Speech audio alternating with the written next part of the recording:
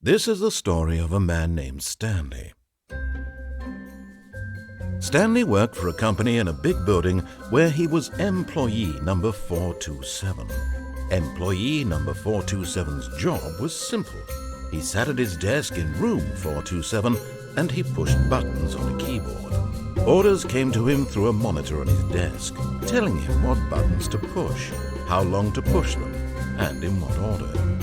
This is what employee 427 did every day of every month of every year. And although others might have considered it soul-rending, Stanley relished every moment that the orders came in, as though he had been made exactly for this job. And Stanley was happy. And then one day, something very peculiar happened. Something that would forever change Stanley. Something he would never quite forget. He had been at his desk for nearly an hour when he realized that not one single order had arrived on the monitor for him to follow. No one had showed up to give him instructions, call a meeting, or even say hi. Never in all his years at the company had this happened, this complete isolation. Something was very clearly wrong. Shocked, frozen solid, Stanley found himself unable to move for the longest time. But as he came to his wits and regained his senses, he got up from his desk and stepped out of his office.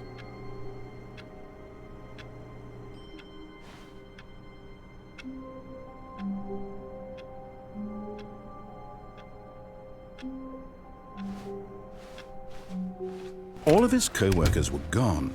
What could it mean? Stanley decided to go to the meeting room. Perhaps he had simply missed a memo. No matter how hard Stanley looked, he couldn't find a trace of his co-workers.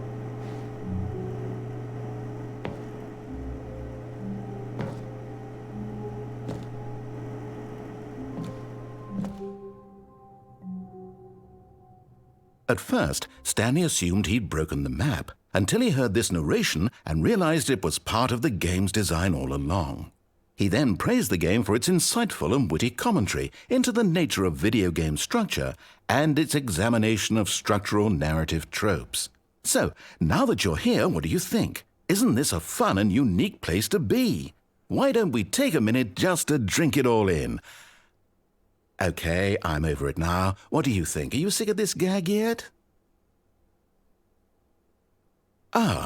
Then in that case we'll continue. But now, here comes the real question. What do you think would have happened if you had told me that you wanted this to stop? Do you think it would have been particularly different? Would I have taken the same idea but rephrased it superficially to fit that answer? Perhaps you never would even have thought of it if I hadn't brought up the issue in the first place. Oh, now think about it. Will it be worth it for you to restart and then come back here just to do the other option?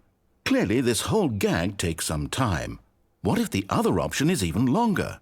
How long will you spend in total just to have heard all the narration? Oh, and this is rich. Perhaps you've just played the other option, and now you've come to see what happens in this one. So, what do you think? Which choice was the better one?